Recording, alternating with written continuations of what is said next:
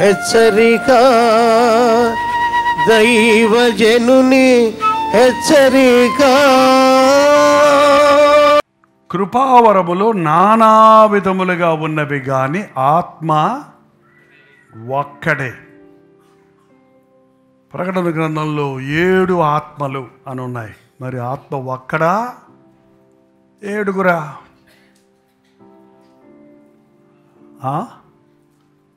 ఒక్క ఆత్మ ఒక్కడే 7 విధములుగా పనిచేస్తాడు.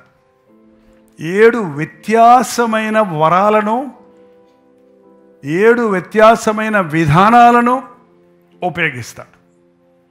ఒకే ఆత్మ అయినప్పుడు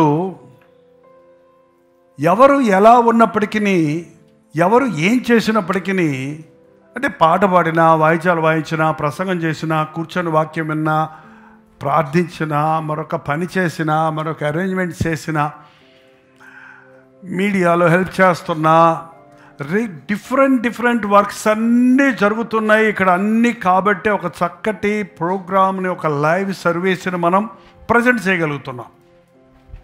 కానీ వీటన్నిటికీ మూల కారకుడు ఒకడే. ఆయన వివిధమైన విధాలుగా మనకు తన వరాలనిచ్చున్నాడు. వరం అంటే గిఫ్ట్. గిఫ్ట్ ఎంత పెట్టి కొనుక్కుంటారు? కొనుక్కునే దాన్ని గిఫ్ట్ అంటామేంటి? గిఫ్ట్ అంటే అర్థం ఏంటి? ఊరకు వచ్చింది. నీకు ఊరకనే వచ్చింది గిఫ్ట్. కానీ గిఫ్ట్ ఇచ్చిన వాళ్ళకి కూడా ఊరకు వచ్చుద్దా? వాళ్ళు కొని నీకు తెచ్చిస్తున్నారు గిఫ్ట్. అంటే వాళ్ళకి నీ బిల్లు ఎవరు కట్టారు? వాళ్ళు కట్టారు. మనకి యేసు ప్రభు వరంగా ఇవ్వబడ్డాడు. ఏంటండి అస్సలు వరం ఏంట్రా బాబు అంటే, యేసుక్రీస్తునందు నిత్య జీవము. ఈ లోకంలో నిత్యం జీవించం మనం.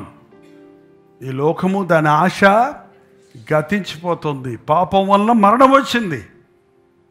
కానీ ఆ మరణాన్ని ప్రభువు మన పక్షంలో మరణించి, మరణము యొక్క బలము గలవాని అనగా అపవాదిని మరణము ద్వారా జయించి, మన పాపమును ఆయన భరించి, మన శాపమును ఆయన భరించి, మన కొరకు సిలువలో చేసిన యాగము ద్వారా ఈ రోజున మనకు ఒక వరం సిద్ధపరిచాడు. ఏం పెట్టుకున్నాడో తెలుసా? వెండి బంగారాల వంటి క్షయమైన వస్తువుల చేత కాక నిర్దోషమును నిష్కలంకమైన గొర్రె పిల్ల వంటి క్రీస్తు రక్తము ద్వారా మీరు విమోచించబడిదిరని ఎరగరా? నిన్ను రక్షించటం, రక్షణ ఉచితమే. ఈరోజు మనం తీసుకోవచ్చు. ఉచితంగా క్షమించే దేవుడు, ఉచితంగా రక్షించే దేవుడు. రక్షణ పొందడానికి ఎంత కట్టాలి అని అడిగితే, పరలోకానికి ఎంత టిక్కెట్ అని అడిగితే, ఏంటంటే ఒకవేళ వేల పెడితే ఈ భూలోకంలో కోటీశ్వరులే పరలోకంలో కూడా ఉంటారేమో. ఉగ్రత ధనమని ఆస్తి అక్కడికి రాదు. ఒకడు లోకమంతా సంపాదించుకున్నా తన ప్రాణాన్ని పోగొట్టుకుంటే వాడికి ఏమీ ప్రయోజనం లేదు. ఒకడి యొక్క పాప విమోచన కొరకు వాడు ఏం సమర్పించాడు? నీ ప్రాణమే కావాలి. పాపం వల్ల వచ్చు జీతం మరణం. నీకు మరణం రావాలి. కానీ ఆ మరణాన్ని యేసు మింగేసి ఆయన జీవాన్ని మనకు వరంగా, ఆయన కృపావరము, మన ప్రభు అయిన యేసుక్రీస్తునందు నిత్య జీవము, నిరంతరము జీవించే జీవితాన్ని ఇచ్చాడు. ఎవరెవరైతే యేసుక్రీస్తు నామంలో రక్షించబడ్డారో, క్రీస్తు రక్తములో కడగబడ్డారో, నమ్మి బాప్తీసం పొందారో, ప్రభు బలలో పాలు పంపులు పొందుతున్నారో, వారు జ్ఞాపకం పెట్టుకోవాలి.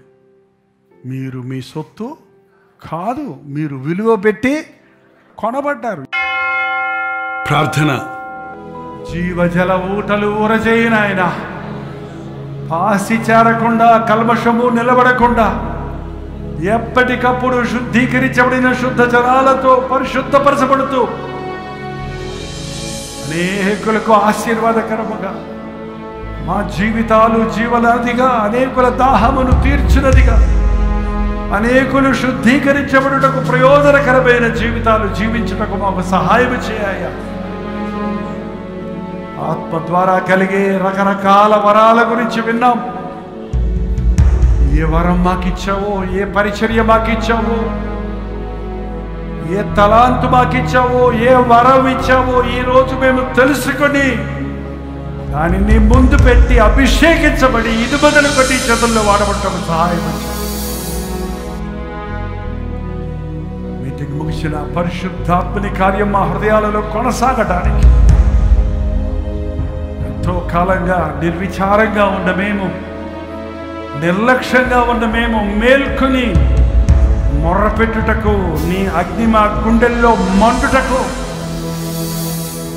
నీ అభిషేకము పొంది నీ సాక్షులుగా బ్రతుకుటకు మా ఒక్కొక్కరికి నీ సహాయం చేయమని క్రీస్తు నామములో అడుగుచున్నాను తండ్రి.